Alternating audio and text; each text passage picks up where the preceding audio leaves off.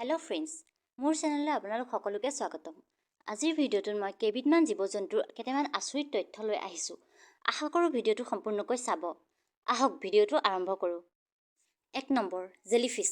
বন্ধুসকল, আমি সকলোৱে কেতিয়াবা নহয় কেতিয়াবা সাগৰীয় জেলিফিছ দেখিছোঁ। কিন্তু হয়তো বহুত কম সংখ্যকেহে জানো যে জেলিফিছৰ দেহটো 98% পানীৰে গঠিত। সেয়েহে ৰ'দৰ তাপত ইহঁত বাষ্পীভূত হৈ যায় আৰু ইহঁতৰ কোনো ধৰণৰ মগজু, শ্বাসতন্ত্ৰ আৰু হৃদযন্ত্ৰ নাথাকে।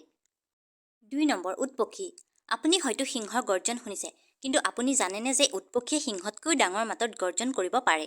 এই শব্দবোৰ মতা উটপক্ষীৰ দ্বাৰা কৰা হয়, যি কেতিয়াবা মাইকীক ইয়াৰ কাষলৈ আকৰ্ষিত কৰাৰ বাবে আৰু কেতিয়াবা তেওঁলোকৰ গোটক যিকোনো বিপদৰ পৰা ৰক্ষা কৰিবৰ কাৰণে সজাগ কৰে। 3 নম্বৰ, বৃশ্চিক।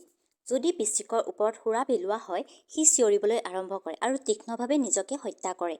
বেছিভাগ বৃশ্চিকৰ গাতে অতি বেঙুনীয়া পোহৰ বা প্ৰাকৃতিক চন্দ্ৰৰ পোহৰ যদি পৰে, ই নীলা-সেউজীয়া ৰং এটা হৈ জিলিকি উঠে। 4 নম্বৰ, নীলাতিমি। নীলাতিমি হৈছে পৃথিৱীৰ আটাইতকৈ ডাঙৰ মাছ। ইয়াৰ জিভাৰ ওজন প্ৰায় এটা হাতীৰ সমান।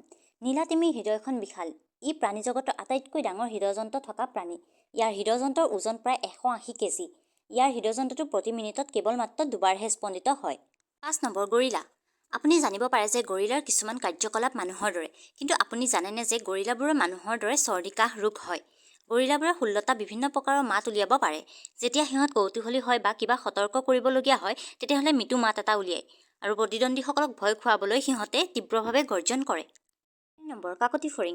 আপুনি জানেনে যে এই পৃথিৱীৰ আটাইতকৈ ক্ষতিকাৰক পতংগবিধ হৈছে কাকতি ফৰিং? ইহঁতৰ এটা ডাঙৰ জাকে এদিনতে 20,000 টন শস্য নষ্ট কৰিব পাৰে।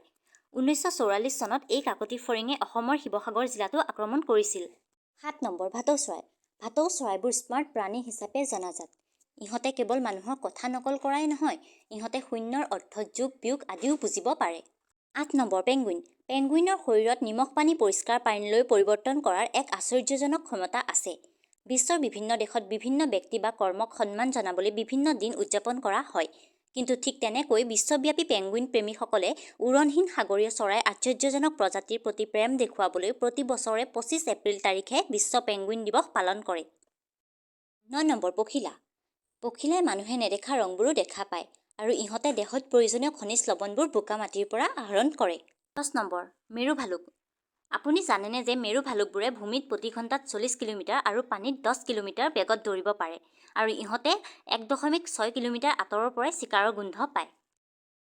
ভিডিঅ'টো সম্পূৰ্ণকৈ চোৱাৰ বাবে ধন্যবাদ। ভাল পালে যদি লাইক, শ্বেয়াৰ কৰি দিব আৰু যিসকলে মোৰ চেনেললৈ প্ৰথমবাৰ আহিছে তেওঁলোকে চেনেলটো ছাবস্ক্ৰাইব কৰি দিব। আগলৈ এনেধৰণৰ ভিডিঅ'বোৰ পাই থাকিবলৈ ন'টিফিকেশ্যন বেলটো ক্লিক কৰি দিব।